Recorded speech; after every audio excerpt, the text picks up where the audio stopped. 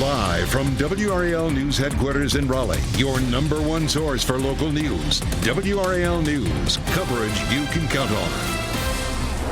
Breaking news at 6. A 6-year-old girl is in critical condition and her mother is dead after a domestic violence attack that spanned 2 counties.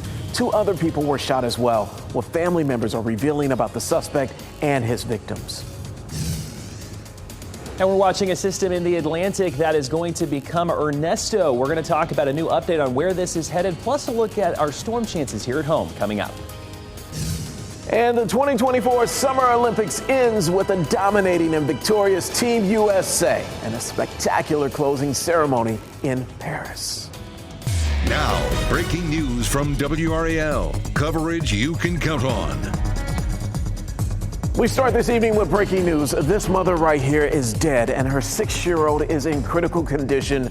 2 other people were injured and the suspect is dead. All in what investigators are calling a murder-suicide. Good evening and thank you for joining us tonight. I'm Julian Grace. Well, this situation played out across 2 counties early this morning. Crime scenes in Wilson and also Nash County. WRAL's Carly Haynes is live in Wilson County at the sheriff's office there. Carly, what more can you tell us? Well, law enforcement believes that this all got started through a domestic dispute. Now, the Wilson County Sheriff's Office says that 6-year-old is currently undergoing surgery. It's unclear if she's going to live at this point. 2 of the other victims were taken to ECU Health, also undergoing surgery. I want to show you the location where this all got started. This was the scene hours later at a home in Wilson County where deputies say that first shooting happened. At 5 this morning, deputies found a man and a woman shot here. The sheriff's office said the suspect, 32-year-old Daquan Jones, then drove off with a woman whom he had a relationship with and her 6-year-old child, later dropping off that child at a home in Nash County with a gunshot wound. Listen to this Broadcastify radio traffic from Nash County EMS. Passenger call units reference Lee Road. Sheriff's office on scene advises going to be a 6-year-old female victim with shallow breathing. Is requesting emergency traffic. And Jones is accused of then driving to a friend's home on Jamie Road in Nash County, then shooting himself. The woman he was with was found dead in her car. I want to go now to WRAL's Laura Levine, who actually spoke with the friend at that crime scene. The hours-long investigation began in Wilson County, where several people were shot, including that 6-year-old girl. The investigation ended right here on Jamie Road in Nash County, where investigators found a woman dead inside of a car and a man shot dead inside of this house. Nash County Sheriff deputies surrounded this home on Jamie Road. Family members of the victim wiping tears and holding each other as the bodies were removed from the scene. It happened. And it's like a Lifetime movie. Unfortunately, this is no movie. Sean Alston lives at the home that has now become the center of a crime scene. He said he was sleeping when he heard his friend Daquan Jones come in the house. Describe what you heard then. Nothing. Pow. Pow. And then police. Get down, get down. Quick moments, and he had no idea what was going on. But he tells me he has known both Jones and his now dead girlfriend for years, still processing the loss of life. You seem so numb to the situation. I'm sure it's just, For now. Yeah. For now. I spoke with Sheriff Keith Stone by phone while I was on the scene about how this situation unfolded. There is a BOLO put out for the possible suspect, and the suspect was located in Nash County near a gold rock. And when officers pulled up, there was 1 shot fired. Law enforcement made entry into the house and found 1 subject that was deceased inside of the house. Jones was found dead from a self-inflicted gunshot wound. Before that, he shot his girlfriend. She was found dead inside of the car Jones was driving when he fled the scene at Weaver Circle. And family members related to the victim that was found here on Jamie Road tell me that it was too soon to talk about the situation. However, they ask for prayers from the community at this time. Laura Levine, WRAL News in Nash County. And family members of the woman who was killed say her name was Kiera Massenberg. She was 27 years old. They gave us these photos of her, and we are still working to confirm the identities of the other victims. Carly Haynes, WRAL News, live in Wilson County. We are watching for some storm chances this evening. Meteorologist Anthony Baglione is in the WRAL Severe Weather Center with a look at how everything is timing out right now. Anthony. Julian, we've seen actually a lot of these south of the triangle currently, and that's kind of where we have a front that's set up even toward Goldsboro, Greenville, Fayetteville. You can see there is actually a lot of lightning even showing up. The central parts, though, of our viewing area, we're looking relatively quiet right now. This is mainly going to be to the south. A lot of lightning, though. Flash flood warning just south of Fayetteville, Hope Mills. You are just outside of that flash flood warning, but certainly talking about some rain. I-95 as you head to the south, that's going to be a very wet drive. So that's what we're going to look for as we continue through the rest of this evening. Here's Futurecast. Let's time this out. You can see as we get closer to, let's say, 9 o'clock or so, 10 o'clock, it really starts to quiet down. Tonight, overall, we're looking just fine. Early tomorrow morning, though, as you're headed out the door, we could see a few light showers across the area. Futurecast trying to pinpoint that. We will talk about, though, our extended Monday forecast here coming up in just a little bit, Julian, and look at the tropics where we do have another system that we are watching. Thanks, Anthony. Durham police are investigating after 2 men were shot during the early morning hours. One of them died. This was the scene from the WRAL breaking news tracker on North Roxborough Street and West Club Boulevard. That's where police say somebody shot 2 men just after 1 a.m. One man was pronounced dead at the scene. Another was taken to the hospital with non-life-threatening injuries.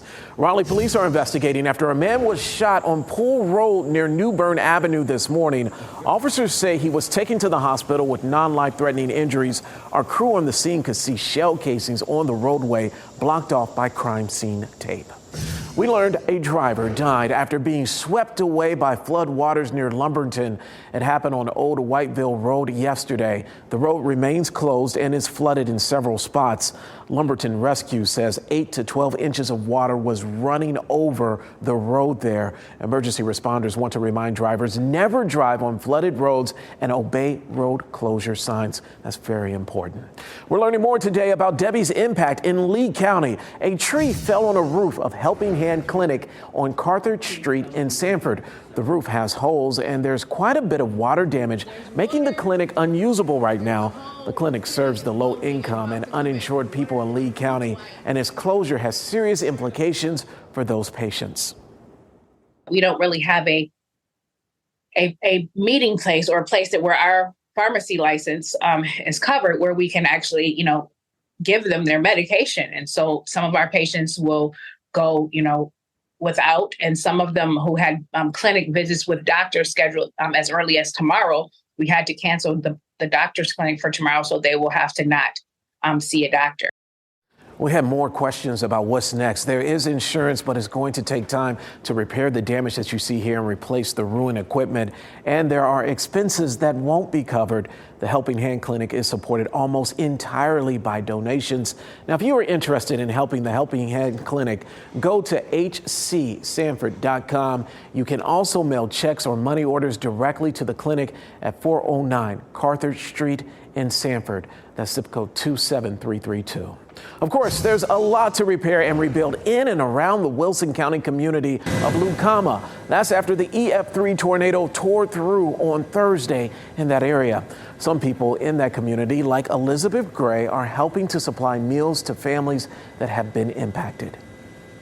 I'm very thankful for the churches and families that have really come alongside, to sign up. I've been contacted by a couple of the commissioners here in Lucama to show their support as well.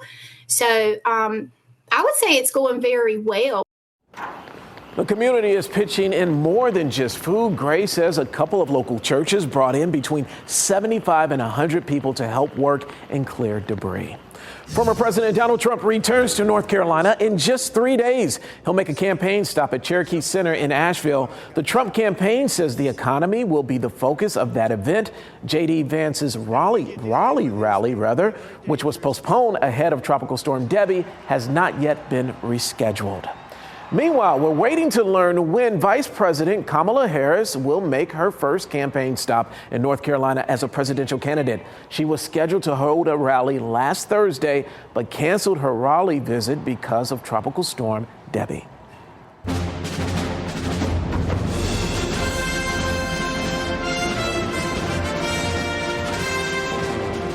The 2024 Summer Olympic Games in Paris have come to a close. Things wrapped up just minutes ago after the closing ceremony. Swimmer Katie Ledecky and rower Nick Mead carried the U.S. flag into the closing ceremony. The event featured live performances from dancers, singers, and other performers. Before the ceremony, Team USA brought home some more gold hardware. The U.S. women's basketball team beat France in a nail-biter. The final score was 67-66. This is the team's 8th consecutive Olympic gold medal. And in the velodrome, American cyclist Jennifer Valente won her 2nd straight gold medal in the women's cycling event. She is now the most decorated women's cyclist in U.S. Olympic history. Let's take a look at the final medal count. U.S. comes out on top with the most amount of combined gold, silver, and bronze medals. Team USA tied with China for the number of gold medals with 40. They also came away with 44 silver and 42 bronze, totaling 126 medals. Wow. China, who had the 2nd most medals, trailed behind with 91. Great Britain won 65 medals. Host country France got 64, and Australia won 53 medals. Durham County Schools' new superintendent starts his 4-year term tomorrow. Anthony Lewis was appointed to the role in June after the district's former superintendent stepped down following protests over salary issues that closed schools multiple times this spring. Now, Lewis was previously a superintendent in Lawrence, Kansas. We're expecting to hear from him tomorrow about his first official day. We'll hear what he has to say on air and on WRAL.com. UNC celebrated women's soccer coach retiring. Still to come, the legacy the coach leaves behind after 45 seasons. And the world says au revoir to the Paris Summer Games. I'll have all the fanfare of the closing ceremony and the final gold medal wins coming up. Welcome back. Family and friends of Wake County. Deputy Ned Byrd remembered his life today with a unique triathlon of his favorite activities. The 3rd annual Ned Byrd Memorial Triathlon was comprised of CrossFit, Brazilian Jiu-Jitsu, and mountain biking. Byrd was killed while on his way to canine training on August 11th in 2022. He pulled over to investigate a truck on the side of the road and was shot 4 times. Organizers say the event is a way of showing up for a man who always showed up for them. I think the reason you see all the people here today is because Ned always showed up for people. And it almost wasn't until his passing and everyone showed up for his funeral that we realized, you know, Ned was that guy who you called him once and he showed up. And he showed up for everybody. Brothers Arturo and Alder Marino Sotelo are charged with Byrd's murder.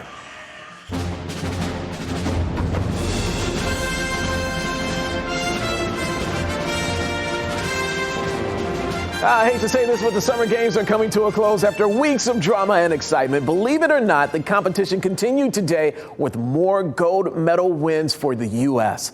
WRAL's Liz McLaughlin has been in Paris following the action throughout the games. And Liz, you seem quite at home there. Oh, pardon. I was just enjoying my espresso. I've got my tiny baguette, Julian. I mean, it's hard to not get wrapped up in the French culture here. Did you know that they take the whole month of August off? By the way, the news industry could really take some notes here. I won't be holding my breath, but athletes certainly weren't on vacation today. They really fought it through to the finish line. Their WNBA players. France battled the U.S. to the bitter end in the gold medal women's basketball game. But Kalia Copper sank 2 free throws in the closing seconds, and the U.S. survived a potentially game-tying shot as time ran out to win 67-66. Their 8th straight gold medal, the most dominant streak in Olympic history. We could have fumbled, we could have crumbled at many times, but we pulled through. And to say that I'm a 2-time gold medalist, I'm so blessed. Italy squashed U.S. hopes of back-to-back gold in women's volleyball. Thompson missed it out of bounds. A straight-set win gave Italy its first ever gold in the sport. The U.S. settling for silver. And for Valente, it is a crowning achievement. Jennifer Valente followed up her gold in Tokyo with one in Paris in the women's Omnium cycling event. It was a shootout for the bronze in men's water polo. The U.S. scored on its first 3 shots, but Hungary was totally shut out, giving the U.S. its first medal in the men's event since silver in 2008. 9-time Olympic gold medalist swimmer Katie Ledecky and rower Nick Mead, who helped the U.S. grab its first Olympic win in the sport since 1960, were flag bearers for Team USA, waving goodbye to an incredible Olympics.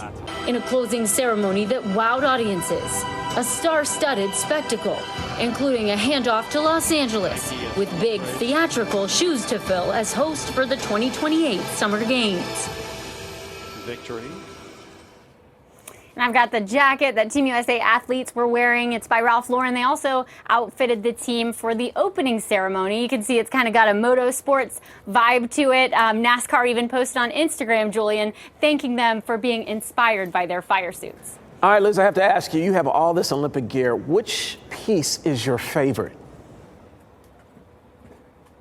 So I gotta say, I haven't shown you guys all the hats. This is the first time there's been an official beret, of course, for the Olympics and an official hat partner. This is the closing ceremony one. And then there's official bucket hat. Yup. And New Era, also the official headwear of the games. And maybe my favorite, we haven't really talked about the French mascot. Check out that. Julian, the athletes have so much to be proud of. 126 medals they're bringing home. Absolutely a lot to be proud of, and I just love the gear. My favorite piece would have to be the breaker jacket. That was just awesome. Thank you, Liz. You did such a great job. We'll see you later tonight. Anthony, the rain, it just will not stay away. We are still tracking storms, Julian. Yeah, and these are going to continue probably through the rest of this evening. But as opposed to last week where we had Debbie coming through a ton of rainfall, I can tell you this upcoming week is looking a whole lot better here across the area. Let's talk about radar, though. Here's a look over the past 15 minutes. You can really see where that coverage is currently setting up. Our southeastern counties have really been talking about a lot of this and pushing through there around Fayetteville, I-95. We take kind of a zoomed in view right there. That green you see showing up is a flash flood warning just south of Fayetteville. That's just saying we could see some pretty decent ponding on the road, some flooding concern.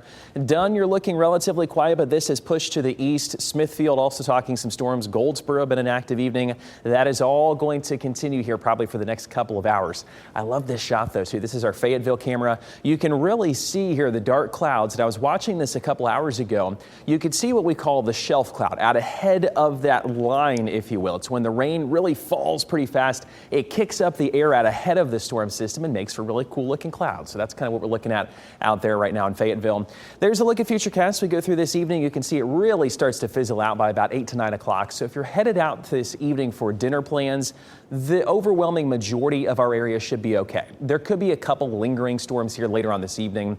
And then we get to tomorrow morning. The Futurecast is trying to pinpoint a couple areas of very light rainfall. There's 8 o'clock in the morning. It is not going to be a lot of coverage for us, but there could be some scattered showers around lunchtime as well. I think this is a little bit overdone, to be honest, that coverage. 3 o'clock in the afternoon, very similar to what we've seen today. As far as the storm activity, we will continue that into Tuesday, potentially into Wednesday. And then Thursday and Friday do look dry at this point. So we're back in that summer pattern. It's not going to come with a lot of rainfall, though, this week. 84 there in Roxborough tomorrow, 86 in Raleigh, 85 in Clinton. So it is going to be hot and humid. We hit 91 today. I do not have any more 90s, though, in the forecast for the next 7 days. Let's switch gears, though, and talk about the tropics here. This is a new update on the system that is going to become Ernesto. That's our next name system. It's churning out there in the Atlantic. The Lesser Antilles are right about there. 30-mile-per-hour winds, and now this is called a potential tropical cyclone. All that does is it allows the Hurricane Center to start issuing tropical storm watches for the Lesser Antilles. Category 2 hurricane, though, forecasted there. Bermuda is right outside of that track. The important thing is this does keep this off the coast of the United States with a recurve, but of course, Bermuda, this could be a big time impactful storm system that we will watch closely. 85 there on Tuesday, 84 Wednesday. Julian, all in all, looking like a very nice week, and we're going to be able to dry out just a little bit after last week. Thanks, Anthony. Casey, we have a lot of great coaches that come through the Triangle, and some finish their career here. Yeah, sign of the times, right? As there's been a lot of great coaches from UNC to retire over the last few years. Today, another Tar Heel Giant says goodbye. Plus, I sat up here talking about a three-headed QB battle just yesterday. Boy, how fast things can change. We've got a busy day in Chapel Hill next.